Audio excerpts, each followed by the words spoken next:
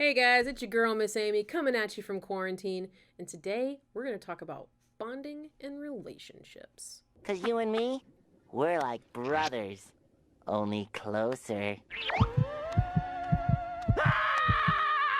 So, last week we talked about effective communication skills. We learned that to be an assertive speaker and an active listener, we can advocate for our needs, ask for help, and present ourselves as confident individuals. Today we're going to be putting those assertive communication skills into practice, and it's going to help us form lasting relationships and also help us avoid trouble in some cases. First, though, our quote: I don't need a friend who changes when I change and who nods when I nod. My shadow does that much better. Plutarch. Thank you, Plutarch. Plutarch is saying here that, we don't need friends to be exactly like us, right? They can be a little bit different. We can get different points of view from our friends. Our shadows will, be our yes man for us, right? So to start off today, we're actually going to hear a story about Tommy and his pretzel. So I'm going to read this story to you, and we're going to see what happens to Tommy with his friends today. So Tommy just got a new bike for his birthday. It's a great bike. It's perfect. It's his favorite thing that he's ever received for his birthday. And he wants to go and hang out with his friends at the park. So Tommy goes to his mom and says, "Hey, Mom, can I take my new bike to the park to show all my friends?" And Tommy's mom says, "I don't know, Tommy. You just got that. I don't want you to come back from the park with your bike looking like a pretzel." Tommy says, "Mom, I promise I'll be careful." "I'm serious, Tommy," says his mom. "Your bike is brand new. I don't want you to bring it home messed up." Tommy says, Yeah, I said I'll be careful." "Okay, you can go to the park," says his mom, "but I want you to promise you'll ride safely." Tommy says, "Mom, I promise I'll be careful. I won't take any chances with my new bike." So Tommy was so excited to show off his new bike, he went to the park and found a group of friends who built a ramp out of plywood across a big ditch. Several of his friends were riding their bikes across the ramp. One says, "Hey, Tommy, that's a great bike. You should ride it across the ramp." Tommy says, "No, I really shouldn't. I told my mom I wouldn't bring it home looking like a pretzel." Anna says, "Whatever, you're just scared." "Yeah," says Steve. "Are you scared your mommy's gonna yell at you?" Juan says, "Come on, Tommy, don't be a chicken." Tommy says, "I don't know." And his friends start making fun of him. "Chicken, loser, wimp." Tommy says, "I'll show you. I'm not scared." Tommy started getting angry. He wanted to prove that he wasn't a chicken. So he took off on his new bike and pedaled as fast as he could. As he hit the ramp, it shifted, and he didn't make it across. Instead, he skidded right into the ditch. He ripped his jeans, scratched his elbow, and worst of all, what do you think happened to his bike? It looked just like a pretzel. His friend Anna said, "Come on, let's get out of here." Tommy's friends ran away and disappeared. He was left to drag his bike home and tell his mom that his brand new bike looked like a pretzel. Oh no. Poor Tommy and his poor bike. Let's talk about Tommy and how he got into so much trouble. What happened to him?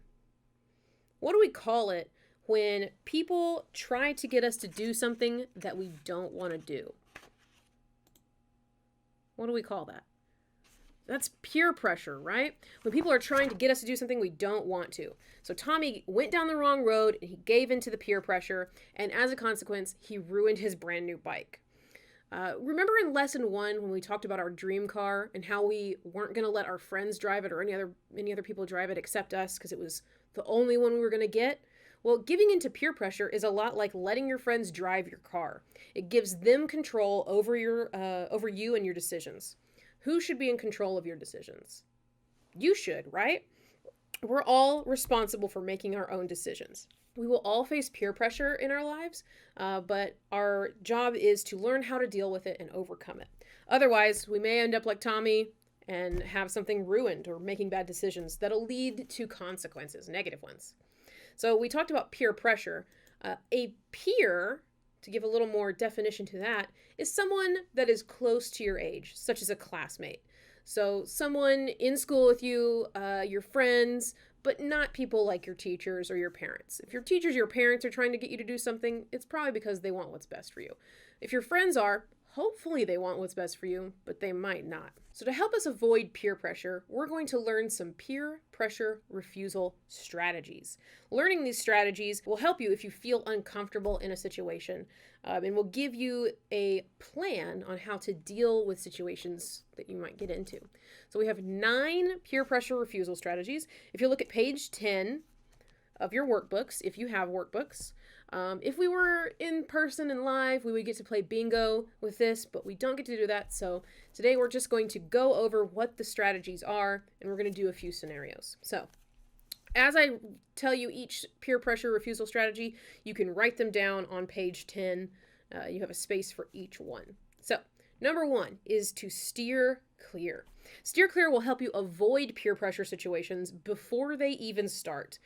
This one is one where if you can see something ahead of you that is going to happen, you can already kind of guess that this situation that you are approaching is going to lead to a peer pressure problem. The best thing you can do is steer clear. It's a great strategy to avoid things that you know might happen in the future, but you don't always know if that's going to happen, so it's not always the strategy that you can use. There are other strategies you can use if you are already in a peer pressure situation, such as saying no. No is a complete sentence, but there are a lot of different ways you can say no. No, thank you. No, I'm good. I don't want to.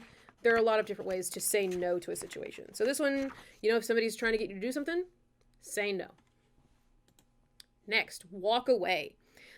Think of a safe place to go and start walking there. Just turn around and leave. Leave within 30 seconds to get out of a peer pressure situation. That way you can get it over with quickly. Next is ignore. Continue what you were doing before the pressure even started and just ignore whoever is bothering you. Eventually they will get the point and they will move on to someone else. Next is be a broken record. Say the same thing over and over and over again. But it doesn't help if you're using a passive communication style. You have to be assertive when you're using your broken record strategy. So if somebody was wanting to copy your homework, you'd be like, I don't cheat. I don't cheat. I don't cheat. Just over and over, no matter what they say to you, no matter how many times they try to get you to let them cheat. 6, come up with a better idea. Suggest something else to do. This strategy works best if the person you're being pressured by is already a good friend, and you don't want to lose that friendship. So, if they're trying to be like, hey, let's sneak out tonight, you can be like, hey, instead of that, let's play video games, or let's watch this movie that we haven't seen. Come up with a better idea, a safe, healthy, fun thing that you can do that won't get you in any trouble. Next, make an excuse. Don't lie, but come up with a legitimate reason not to go along with whatever you're being pressured to do. I have a lot of homework. I have to go straight home. My mom checks up on me. I can't do that because I have to babysit my little brother. If you don't have a little brother, that idea won't work though. So you have to be careful with this one. Next is reverse the pressure. My personal favorite. This one really works when somebody says, the best time to use this one is saying, if you were really my friend, you'd do whatever. Instead, you can reverse that and say, well, if you were really my friend, you wouldn't be pressuring me to do something I don't want to do, right? That's what good friends are, right? We don't pressure each other. And then last, state the facts. Tell the person that is pressuring you the possible consequences of your actions if you do that. If I'm caught cheating, I'll get an automatic 0. If I get caught sneaking out, I'll be grounded for however long you normally get grounded for. My mom will take my phone away. Whatever it might be, whatever the consequences of your action would be. Sometimes stating the facts will help that other person realize that what they're doing is not positive, and you can be a positive influence on your friends in that way. Let's do a few scenarios. We have our 9 peer pressure refusal strategies now, and I have some scenarios here where an individual is using one of the strategies to get out of a peer pressure situation. And we're going to determine which strategy they are using to get out of the situation. So, number 1. Joanne and Pam were shopping at the mall when Joanne saw a ring she liked. She said, I want that ring, but I don't have enough money to buy it. I'll talk to the clerk, and when he's not looking, you put it in your pocket. Pam firmly said, no way. What strategy do you think she's using in this situation? Hopefully you all said say no. She said no way. That is a way to say no, and she's not going to do it. Next, Mariel and her boyfriend Pedro are going to meet at the movies. Pedro said, "Meet me behind the theater. I just want to be alone with you." Mariel stood tall, looked Pedro in the eye, and firmly said, "Pedro, why are you pressuring me?" What strategy did she use? She used reverse the pressure. Hopefully you all got that. And the next one. During class, Jose wanted to use Dominique's cell phone. He tried and tried to get her attention so he could borrow her phone. Dominique knew that if they were to get caught, the teacher would take her phone. She pretended that she didn't hear him. What strategy is she using? Very good. You guys got it. It's ignore. I believe in you. I think you all got it. So these are just a few examples, of scenarios that might happen where you can use your peer pressure refusal strategies. So you and your friends, though, can also be positive influences on each other. We're going to do another little situation here. We're going to listen to Jerome and see what Jerome is having to deal with here. And we're going to see how our friends can help us avoid peer pressure situations and be good influences on us. So Jerome is standing at his locker alone between classes, getting his books out, and 3 of his classmates come up to him. The first one says, "Hey, Jerome, we're going out to the soccer field. Come skip class with us."